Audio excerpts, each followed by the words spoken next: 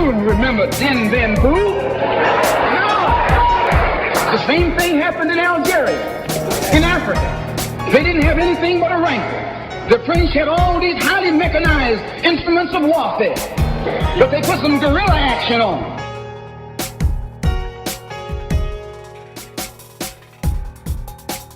Hello and welcome to Guerrilla History, the podcast that acts as a reconnaissance report of global proletarian history and aims to use the lessons of history to analyze the present.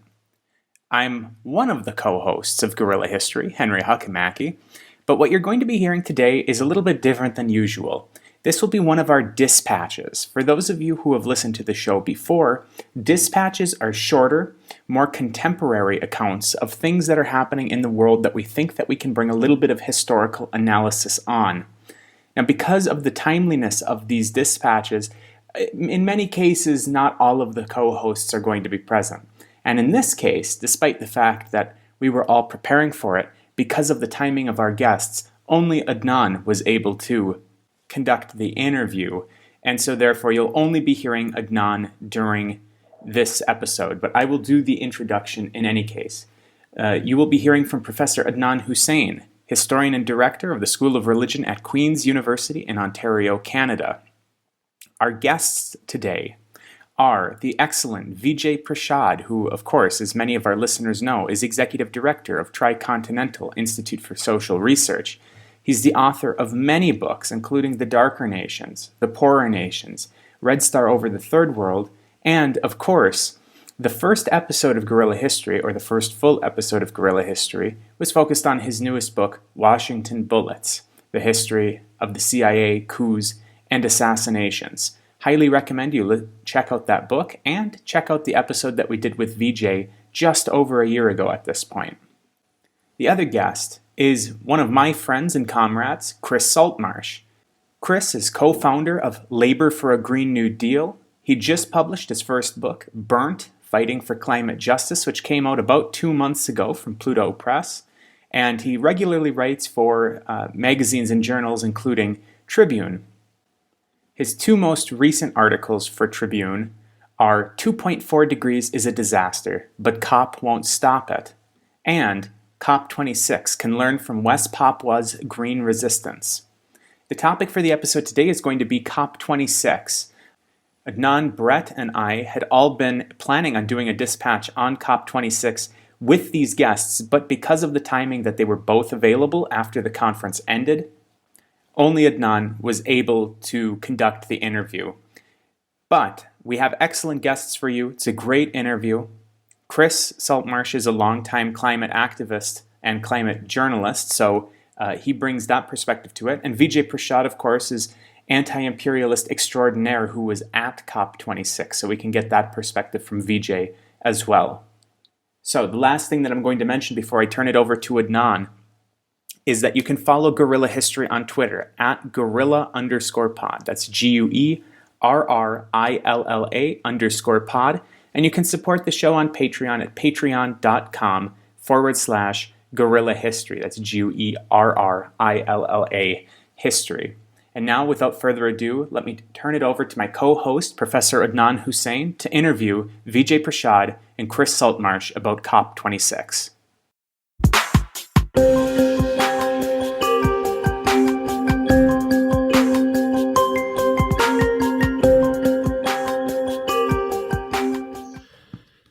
I'm delighted to be joined today by Vijay Prashad and Chris Saltmarsh for this Guerrilla History dispatch on the recent COP26. Thank you both for being here. Great, thanks. Yeah, thanks for having us. Well, Vijay, I know you were in attendance for at least part of the conference, and so I wanted to start with you to get any sort of grassroots impressions of the proceedings as it was taking place.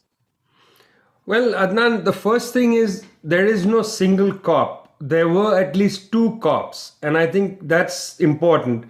If you've ever been to Glasgow, Glasgow is a beautiful city. It used to be the second most important city on the British Isles during the time of the British Empire. And the docks of Glasgow on the River Clyde were the docks where the great jute bales that came from Bengal used to be offloaded to be taken to Dundee, which was, the main city of the jute manufacturing. Also, where a lot of the goods from the Americas, produced, of course, by the people captured in Africa. The slave trade furnished the wealth of a place like Glasgow. And when you walk around Glasgow, you can see the beautiful buildings and so on. Very interestingly, the dock area, the Queen's Dock, was reclaimed some decades ago, and it was made into the Scotland Enterprise Centre, which housed the COP, the official COP, where the people of the leaders of countries and a lot of corporations, a lot of corporate leaders and lobbyists gathered. So they gathered essentially on the area where the wealth from the colonies used to come. It could not have been a more perfect image. That was one COP where they were so-called discussing the future of humankind. As the head of the European Commission said, that so few have in their hands our future. And you wonder, she said that without irony. Is that a good thing that such a small number of people, corporate executives and heads of governments are deliberating on these things by themselves on top of the old docklands? That was one COP. The second COP took place in daycare centers, at abandoned churches, in trade union halls, and that was the People's Summit. That's where people who represented environmental movements, NGOs of various kinds, political parties, youth movements, and so on came. And we had our own COP, where we had our own deliberation and discussion. And I was, for instance, on the jury of the People's Tribunal, where we found the UN framework on climate change guilty of basically negligence and violating the UN Charter. In other words, we found the other COP guilty of not doing its job. So when you say, what's going on? Well, there were two COPs. There were 150,000 people who marched in a people's march. And we were yelling and screaming, but we were too far from the convention center to actually be heard. So in fact, the Joe Bidens and the Boris Johnsons and the Emmanuel Macrons and so on, they didn't even know we existed. But we knew they existed, and that's the fundamental democratic asymmetry. I'm so glad you mentioned both that history, since this is a history podcast, and we will, of course, be talking, however, about the present and the future, but to at least invoke that historic circumstance. But I think even when we're talking about climate, we have to talk about the history of imperialism, of a kind of carbon imperialism, those, emitters historically.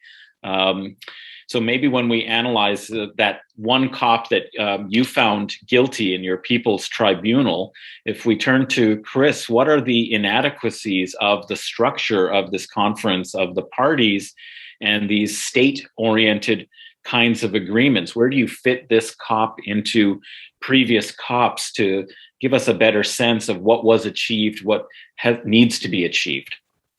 Yeah, absolutely. I mean, I guess the first thing I'd say is, obviously, I think for most of us, COP26 has failed on any kind of metric of climate justice, international solidarity, decarbonization.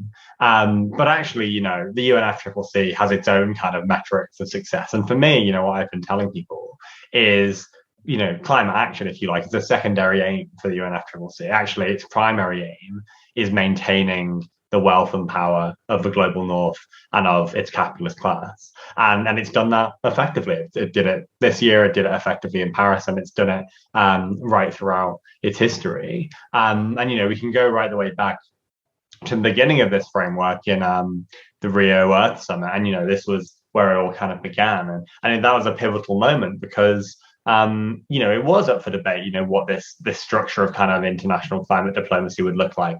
But, George H.W. Bush, the president of the US at the time, made very clear that the US would have no part of it if the American way of life, as he put it, was up for debate. And, as we know, that for him was a euphemism for American capitalism. And so from the very beginning, American capital has been the midwife, I guess, of this process. And since then, we had the Kyoto Protocol, which produced carbon markets, which I'm sure we'll talk about later. We then had Copenhagen COP, in 2009, which was a serious failure after the wealthiest countries tried to bounce poorer countries into an inadequate agreement, and that was rejected. And then we had the Paris Agreement, which has been widely lauded by our kind of ruling classes, particularly here in the West. But it's one again that kind of signs a death warrant for many millions of people around the world. Baked in a trajectory to really unsafe levels of warming. And again, the lineage that we see in this past couple of weeks at COP26 is, it was much reported that if you added all of the kind of targets that countries have made together, that takes us to about 2.4 degrees of warming. And I don't like to dwell too much on the kind of abstract, figures and temperature rises of it. But put simply, if you look at the extreme weather we're experiencing today at 1.1 degrees, 2.4 is for many millions of people seriously catastrophic and deadly. And it's actually, I'm not optimistic that we would even meet that 2.4 degrees target, because there's so little enforcement mechanisms, there's so little finance afforded to poorer countries through the UNFCCC. And so really that quite dire situation would be an optimistic, I think, assessment. So yeah, I think that's where we are. And I think it's been tough because, if you look at it from, if you're asking the question of, well, how likely are we to achieve anything that looks like climate justice, through this framework, it's looking close to impossible. And, the whole kind of mantra was, let's keep 1.5 alive. But really this idea of achieving 1.5 degrees of warming, has always been pie in the sky through the UNFCCC, because that would require levels of transformation and disempowering of the global north and its capital that it just could not possibly abide. Yeah, Vijay, I'm wondering if you have any thoughts on these outcomes and the limitations of the COP framework. Well, going into the COP, it looked like the fix was already in, which is to say that at the G20 meeting, which preceded the COP, this is the 20, self-styled largest economies in the world. I'm not sure exactly how you should measure economies. Remember, the government of Bhutan measures the economy by happiness. So if we measured our economies by happiness, I don't think these 20 necessarily would all make the grade. Where are your suicide rates high and so on. But anyway, these G20 countries met in Rome. And they had a summit where you could already tell what was coming in the final so-called Glasgow Pact, that emerged. What was that? Well, it was clear that the Western countries were going to point fingers at coal. They wanted to make this the coal summit. Now, this is a very problematic issue because you immediately come into the great North-South divide with coal. Let's take India. Okay, when the British arrived in India, India was not a coal spewing country. The British imposed a coal economy on India. It was the British that, basically decided that the whole of Jharkhand had to be a coal mine. The people who lived in Jharkhand didn't know there was coal under their feet. They lived their lives. British basically said, we found coal here. And coal it's going to be. And when they left India, that was the principal form of energy.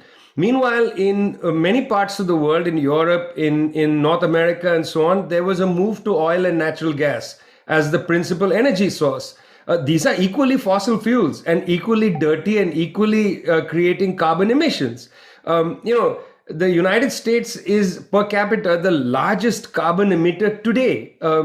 Chinese carbon emitter per capita only emits 42% of what a US carbon emitter emits. Indian carbon emitter today only emits 12% of what a US carbon emitter makes. But yet the fix was on because they walked into Glasgow saying the issue is coal and we want coal zero. We're not really interested in net zero emissions. And by the way, this net zero was itself a branding exercise. That doesn't mean zero emissions. It means near zero. It's supposed to be a slope that goes downward, but it's not really zero. You can brand anything these days, but leave that aside. They wanted this summit to be to coal zero. Now, coal zero is a problem. How do you make coal zero in India overnight? That means that billions of people around the world, in India, in China, but in most of the global south, will have no access to power. They will lose electricity. If we decided to shut all coal-fired plants, most of the planet will go dark. Let's just face it. The Western countries have moved to other forms of heating. France has nuclear, they have a big investment in nuclear power. Other countries, natural gas. India just does not have access to natural gas. The only natural gas it might have had would have come from Iran through Pakistan in a pipeline. You may remember Enron Corporation, my God, that takes us back, built a natural gas plant on the coastline of Maharashtra, where they were going to bring liquefied natural gas into such a waste of resources to liquefy natural gas and then bring it on ships. The carbon footprint on each cubic ton of liquefied natural gas was enormous. So anyway, set that aside. They wanted this to be a coal summit, and they, in a way, got it because they so-called shamed these countries into coal. Now, pay attention to something interesting. A few days before the final Glasgow Pact was announced, to great fanfare, where the British representative pretended to cry and so on. It's all crocodile tears. But a few days before, the United States and China signed a bilateral piece of paper. In that bilateral piece of paper, a phrase was already used called phase down coal. They already used the phrase phase down coal. John Kerry, the climate envoy, said this is what he said, you have to phase down before you phase out. He already said that before the final day when the Indian representative, environment minister, changed the wording of the final text from phase out coal to phase down coal. And everybody said this is the plot by India and China. They are refusing. The representative from Switzerland was so condescending, saying that, oh, you have sabotaged the whole thing and so on. In plain sight, the United States and China had just a few days before said we should phase down coal. Why phase down? Because India, China, and the United States are the three largest countries that rely on coal. Per capita, it's not the case that the United States per capita relies on coal more than others. But the United States is per capita the largest carbon emitter. So two problems are there. One, that everybody colluded in this business of saying, let's allow coal for now. One of the reasons is it's humanitarian. You can't just shut the lights off in India and say no coal. It's a real issue here. It should be debated. But the more fundamental question is, hiding behind coal, they basically set aside the question of turning the lights out on other carbon gases, for instance, oil and natural gas, and they set aside methane. Methane is the second biggest greenhouse gas. On the day of nature, Saturday, the discussion was nature. There was barely any discussion about agriculture and agrobusiness because, it's countries in the West that have massive factory farms that generate enormous amounts of methane. They don't want any conversation about that. So that's why I say the fix was in. It was much easier to blame India and China and walk away, brush your hands and say, hey, listen, Greta, we in the Western countries, we solved everything, but India and China are the scofflaws. I mean, for God's sake, that's exactly the opposite of what happened.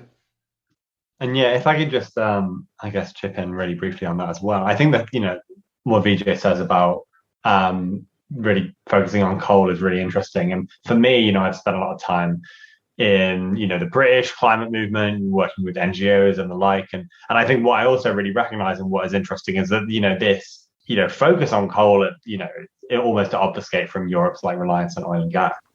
Isn't just driven by those governments, but also, there's a kind of complicity with the wider liberal NGO sector or civil society. And again, there's been this really strong, push to single out coal as the dirtiest, the worst fossil fuel. And maybe you can come up with some metrics to prove that. But I think Vijay is right to say that realistically, these fossil fuels were on a level.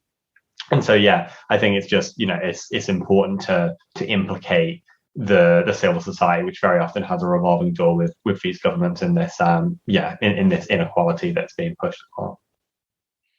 Well, it sounds like from what you're both are describing, particularly Vijay, with this point you're making, that your analysis of the COP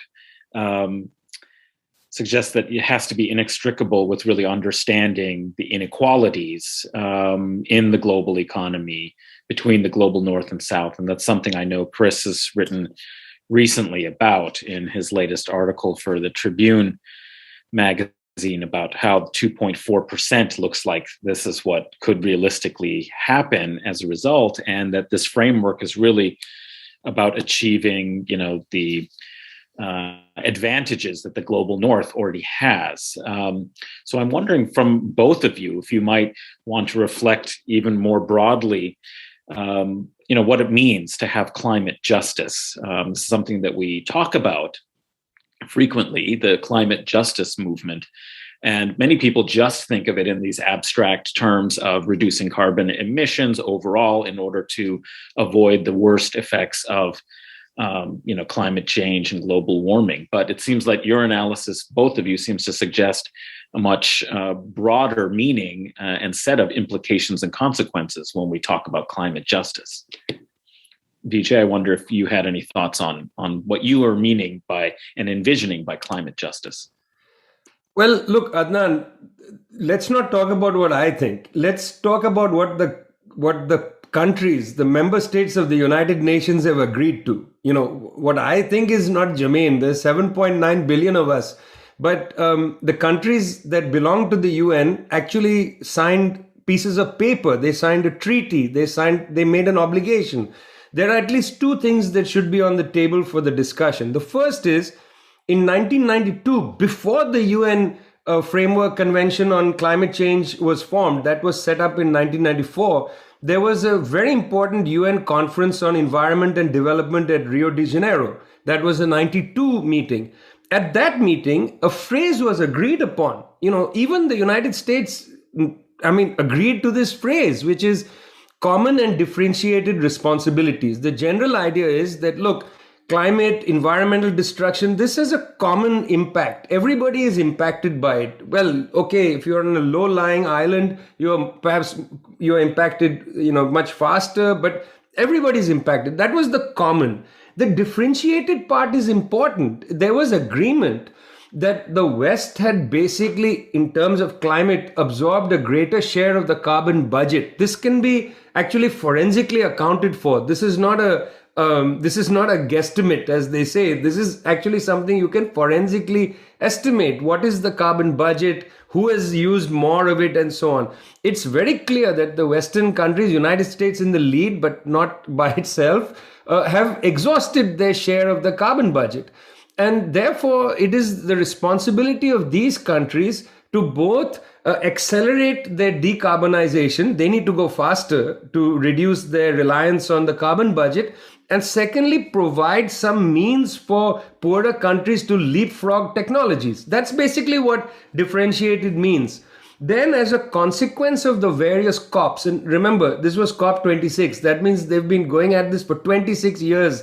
Let's not forget that. And therefore, as a consequence of that agreement, there was an understanding that the richer countries had to create a transition fund of some kind. Well, again, they agreed. This is not my, opinion. They agreed to create a climate fund, to have a transition fund. They also agreed on a number. It's a tiny number, an insignificant number, but they agreed to put $100 billion a year into the fund. Now, just for comparison, during the pandemic, central banks created $16 trillion out of nothing. They created this out of, digital numbers. $16 trillion were created during the pandemic to basically make sure capitalism wasn't flushed down the toilet. But they can't come up with $100 billion a year into this fund. This fund would actually help the transition, because then you could go to ESCOM in South Africa. Big hue and cry being made about this now. We're going to help ESCOM get out of carbon. But you could just go there and say, look, here's a new technology. You're going to go to solar. You're going to go to this. We're going to provide the array. We're going to provide everything, because that's the way we're going to do it. Africa, by the way, as a continent, contributes only 4% of carbon emissions. 54 countries, only 4%. So there's a way in which there's already signed agreement. We agree that there are differential responsibilities. We agree that we have money which we should transfer, and also therefore technologies should be transferred. This is not on the table anymore. What I saw at COP, because I also engaged with people in the other COP, that is the official COP, what I saw was a lot of corporations basically lobbying for public funds to modernize capitalism. They know that their forms of energy are out of date, they are anachronistic. And instead of putting private money, their own money, which is sitting in tax havens and in equities of various kinds, rather than risk their own money to modernize their own ventures, they are seeking, under cover of, oh my God, the planet is going to end, they are seeking public money to modernize private capitalism. This is a scam, in my opinion. Rather than use the money for that, let's put the money into the climate fund. Let's allow greater renewable energies technologies to be put in place in poorer countries so that they can leapfrog over reliance on coal. But that's not happening. I mean, I'm telling you something straight. What we see is a kind of shell game going on where firms are using the climate debate to basically get public funds for their own private pecuniary interests. Yeah, I absolutely agree with all of that. I guess just quickly on the finance point, before I say a little something about justice, I think, it's really worth saying, Vijay's absolutely right that the 100 billion is a tiny amount compared to what's needed. But it's also entirely, in the kind of medium and long term, it's entirely self-defeating for the global north to not provide this finance because it's undermining, the possibilities of any transition. But what it really kind of demonstrates is for these powerful countries, for the UNFCCC as a process, actually maintaining global inequalities is far more important to it than actually decarbonizing.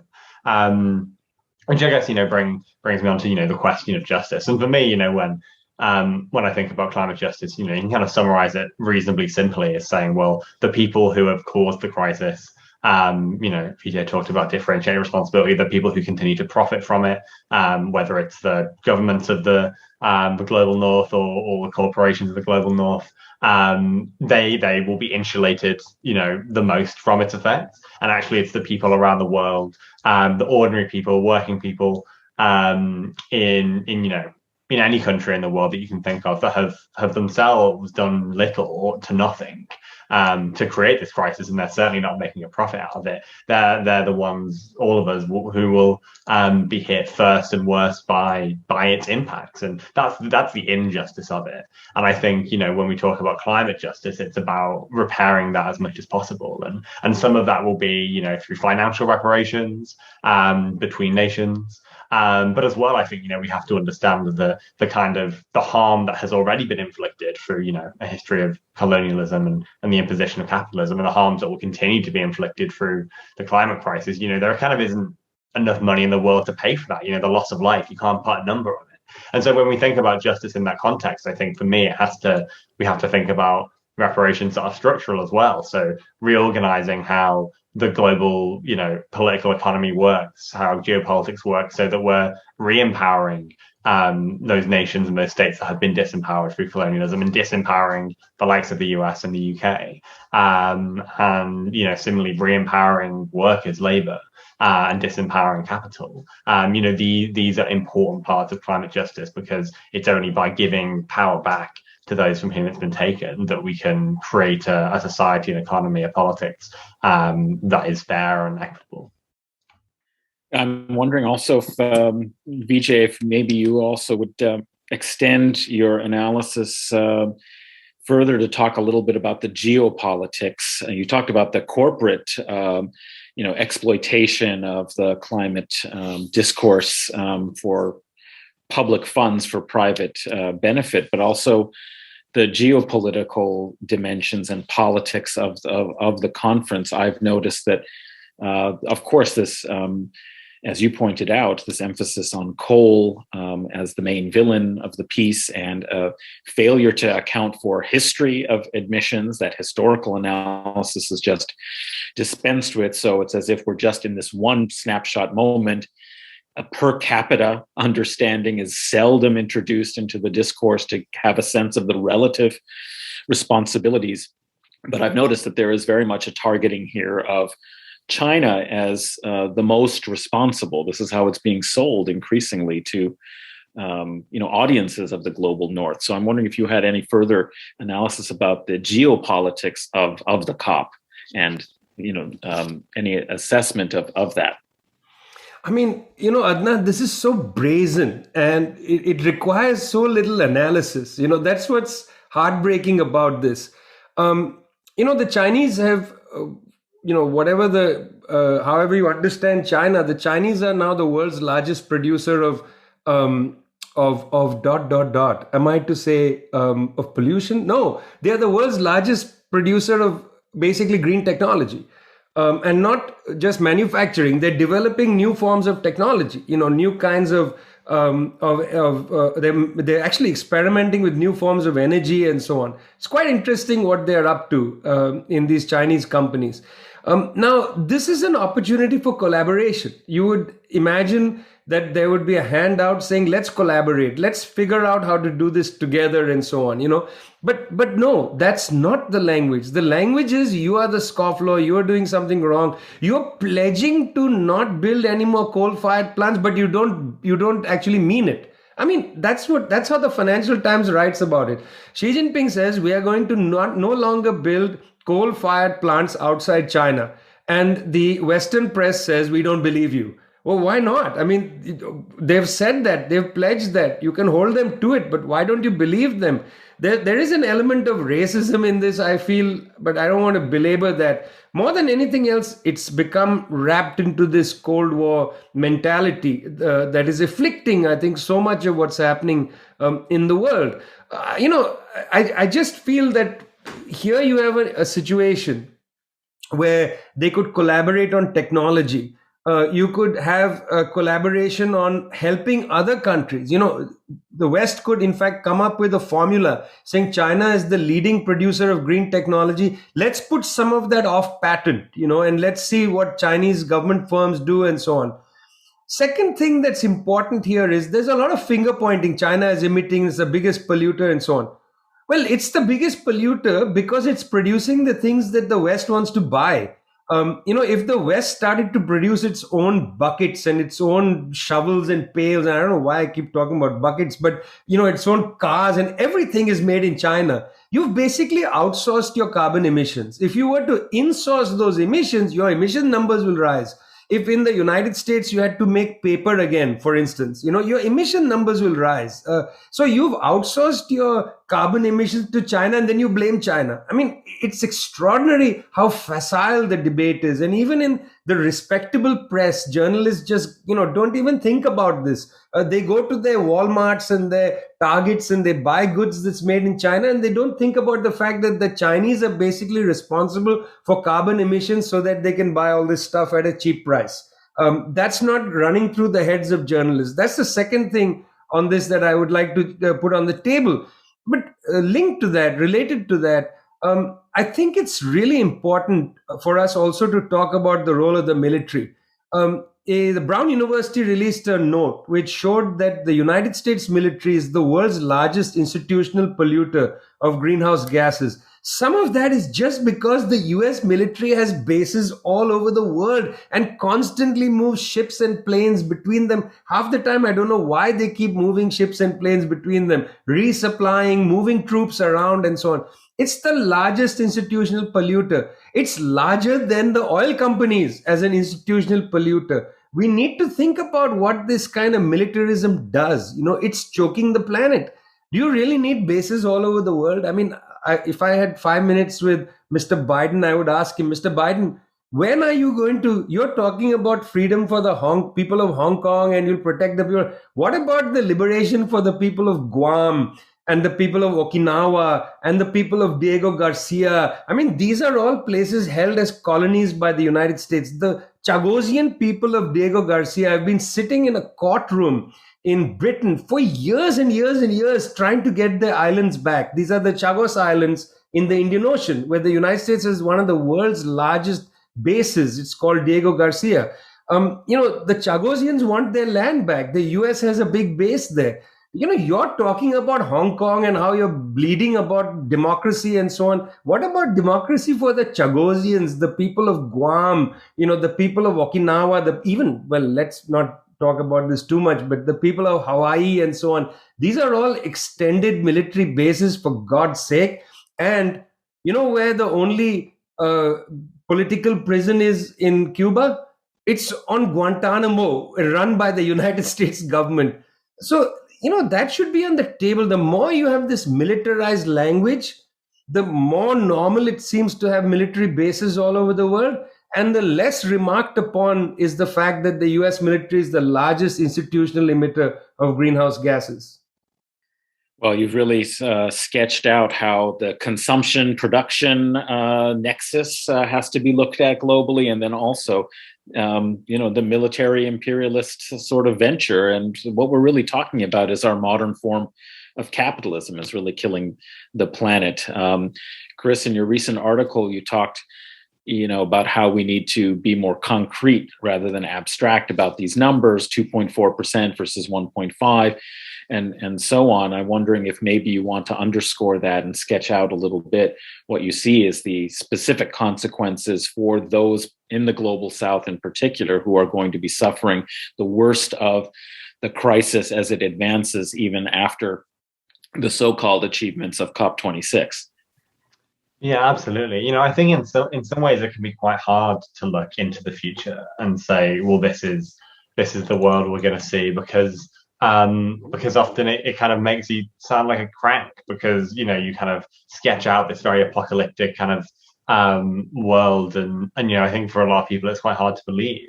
And so what I actually find most useful when describing this is pointing to what's already happening and saying, if what we've seen over the past few years is a real escalation in the extreme weather of wildfires, I think what the last few years have done as well, I'm speaking from the UK, especially for people that I know in the global north, is really underline how this is happening now, not just in a kind of over there in the global south, but this is increasingly going to affect so many of us. And so you have wildfires kind of ravaging through Australia or California, Athens, wherever, droughts, in Kenya, extreme flooding that will increasingly, render, large, dense populations very precarious. Storms will, rip through cities. I think a few years ago, Beira in Mozambique, and 90% of infrastructure was destroyed. Flooding in Bangladesh continues yearly and will get worse and worse. And all of these things will disrupt food systems. I think we've seen large scale crops fail, and we'll see that more and more and more. That will obviously have an impact on food prices around the world, and with all of this, we'll see people displaced, within the country they're from, within the region. Often we talk about climate refugees, and I think what's often little understood is that when people are displaced, it won't be from Bangladesh to the UK. It will be within the same region, and actually places that have had resources stolen, that have been deprived of the resources to deal with this problem, will still, they'll be vulnerable and lack the resources to deal with that displacement of people. And so, this is just a kind of very brief outline of the things we're already seeing with the climate crisis, the world at 1.1 degrees. And I think what that really underlines is when, very often when we talk about the Paris Agreement, as I said, this Paris Agreement is lauded as this kind of gold standard of, climate diplomacy. But, its strongest ambition is 1.5 degrees, which is, a considerably worse situation than where we are now. So what we want to keep 1.5 alive. Let's be real, 1.5 is serious economic destruction and loss of life for very many people. 2 degrees is even worse. 2.4 degrees, yeah. And I think by the time we're getting into 2.4, 2.7, 3, whatever it is, that's when you kind of get this idea of tipping points, and the more warming you get, itself begets more warming. And you kind of get into this runaway situation. And so, yeah, I think, I would be reticent to give a whole lot of detail about, what the level of warming that these accords put us on a path to looks like. Because as I say, I think you only need to look at what we're experiencing today to understand that for very many people, climate change, the climate crisis, climate breakdown, climate injustice is already a defining factor of their lives. It's a significant threat to livelihoods and to life itself, and that will only get these impacts, these threats will become more frequent, more severe, more geographically spread. And not only I think as we've shown, not only are we not doing anything close to what's necessary to limit that or to mitigate for that, we're also not doing enough to adapt to it and to think about, well, how will we live in this new reality? And I think one of the things I've been thinking about recently is this idea of this kind of tepid net zero targets, the UK net zero by 2050. We kind of stop thinking what it will be like beyond 2050. There's this idea of like, well, we'll have done it by then. But in 3 decades' time, I'll be in my 50s and technically still have a decade or 2 left to work. And it's like, well, what is it like for me? What is it like for people who are born today who will be, in their 30s at 2050? Because I can say we will have a steady, escalating of this crisis until then, and it will carry on after that, whether we achieve net zero, whatever that means or not. Yeah. Well, we know that the official COP is not really equipped to address the real sources of the problem or to achieve the genuine solutions that would reflect real climate justice and end inequality.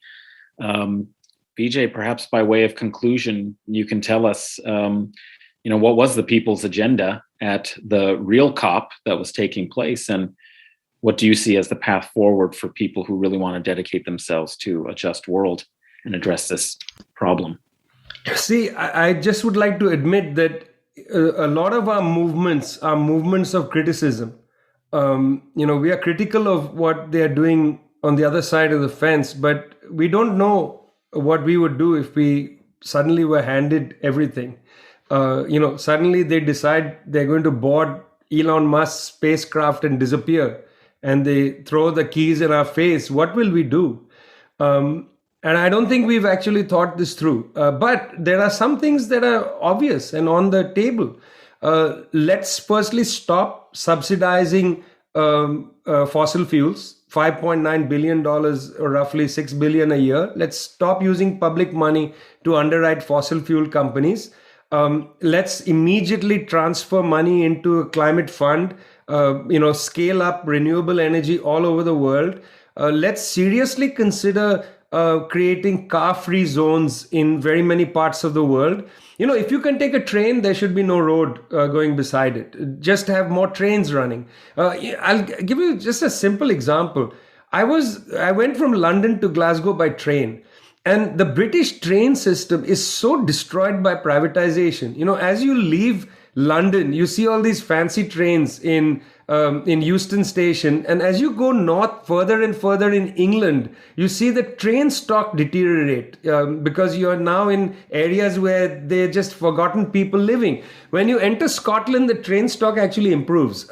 It's so class-ridden, the whole thing. You need to have a world of public transportation. We need to put money into that. We need to have a world where we're heating buildings in an effective way. I would say let's go to dense housing. Let's have less standalone houses. The denser housing, the less you're wasting heat.